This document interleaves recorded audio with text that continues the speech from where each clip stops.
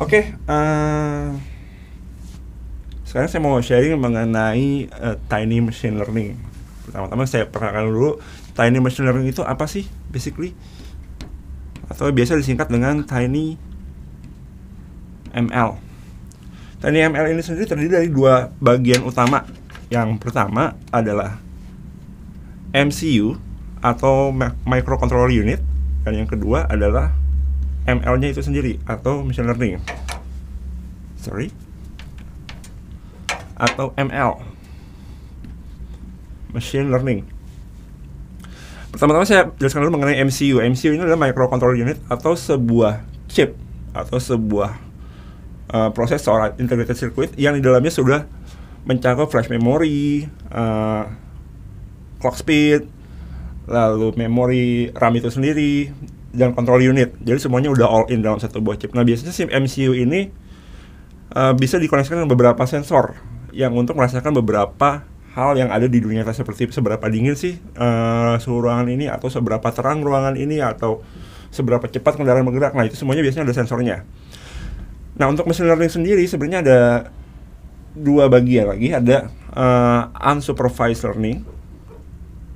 Seperti yang kita tahu, machine learning itu adalah bagian dari artificial intelligence. Tapi saya nggak akan jelaskan mengenai artificial intelligence sekarang karena itu akan panjang sekali ya.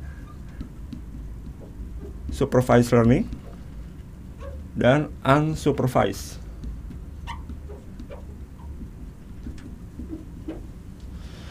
Unsupervised itu sendiri lebih kepada di mana si mesin ini atau si sistem ini dia akan belajar dengan sendirinya tanpa kita kasih tahu ini apa ataupun itu apa. Jadi kita kasih data, banyaknya data itu sendiri, si di unsupervised learning akan mengkategorikan atau mengklasterkan data-data itu sendiri sesuai dengan beberapa faktor.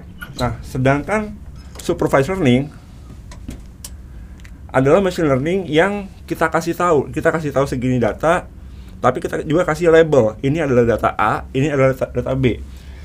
Dimana di ML ini, di supervised learning ini, nantinya data tersebut akan digrafikkan kembali untuk menjadi pengkategorinya sendiri masing-masing. Nah, sebelumnya machine learning ini hanya bisa berjalan di beberapa device yang mempunyai kekuatan computing yang cukup besar, seperti komputer, Android, dan bahkan dibutuhkan beberapa komponen tambahan seperti VGA card, seperti GeForce ya, atau beberapa VGA card yang cukup mumpuni untuk melakukan hal tersebut. Tapi bagaimana dengan MCU? Sedangkan MCU dia hanya mempunyai clock speed yang mungkin hanya 0,1%-nya dari smartphone yang kita punya, seperti memorinya hanya 2 KB atau 32 KB ataupun 1 MB ya. Dan clock speednya mungkin hanya 80 MHz. Bisa nggak menjalankan itu? Nah, dari situlah konsep TinyML ini keluar. Fungsinya untuk apa? Sebenarnya banyak sekali ya. Jadi si TinyML ini merupakan gabungan dari dua hal tersebut, dan dia mampu melakukan beberapa klasifikasi data. Nah, device-device apa aja yang biasa kita terapkan TinyML? Sudah pasti yang umumnya yang biasa dipakai adalah Arduino, baik Arduino software maupun Arduino hardware. Ingat ya, ada dua, software dan hardware. Untuk hardware sendiri yang umumnya orang pakai itu adalah Nano BLE Sense. Ini yang biasanya dijadikan starting point untuk beberapa orang untuk menjalankan Tiny Machine Learning. Softwarenya adalah ya udah pasti adalah Arduino IDE itu sendiri.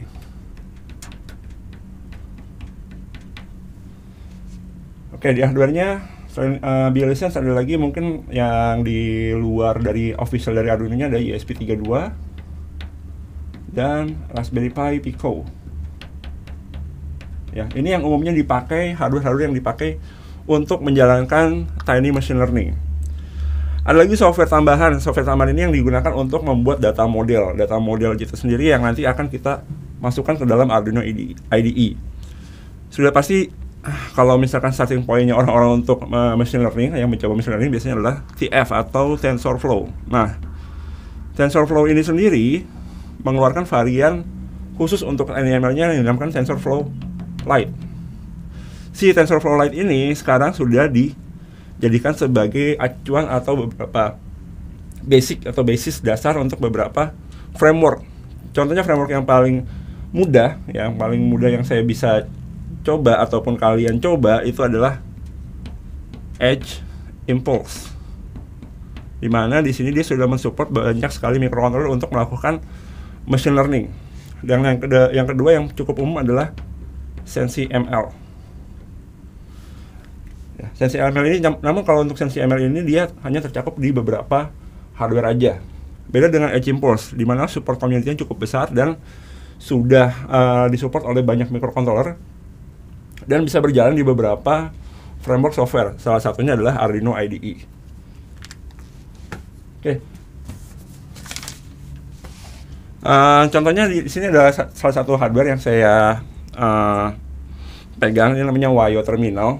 Cuman ini lagi nggak ada power, tapi ini sudah mampu menjalankan beberapa konsep machine learning. Contohnya ini dulu saya upload dengan sebuah data model yang mampu mengklasifikasikan beberapa suara hewan. Contohnya seperti suara hewan yang ada di hutan, entah itu harimau, entah itu singa, entah itu badak, atau kalau yang di hutan Indonesia yang sedang kita lindungi, contohnya kayak orangutan dan badak cula satu di ujung kulon.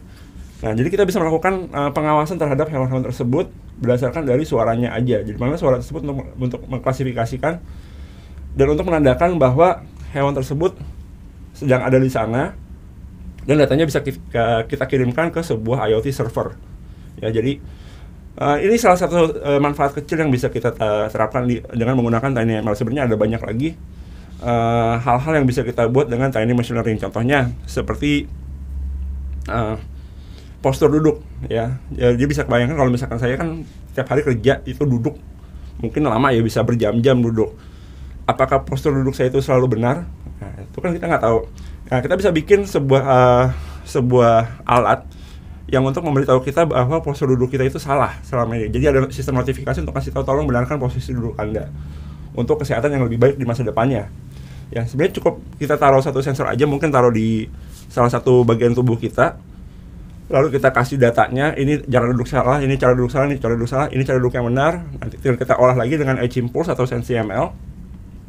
Dapat data modelnya, tinggal kita taruh ulang di sini. Nah, sel tersebut udah bisa ngasih tahu kalau misalkan posisi duduk kita salah ataupun benar. Ya, sebenarnya masih banyak lagi yang bisa saya kasih tahu contohnya, cuman mungkin itu akan menjadi 2 atau 3 SKS sendiri. Ya, mungkin itu aja mengenai TinyML.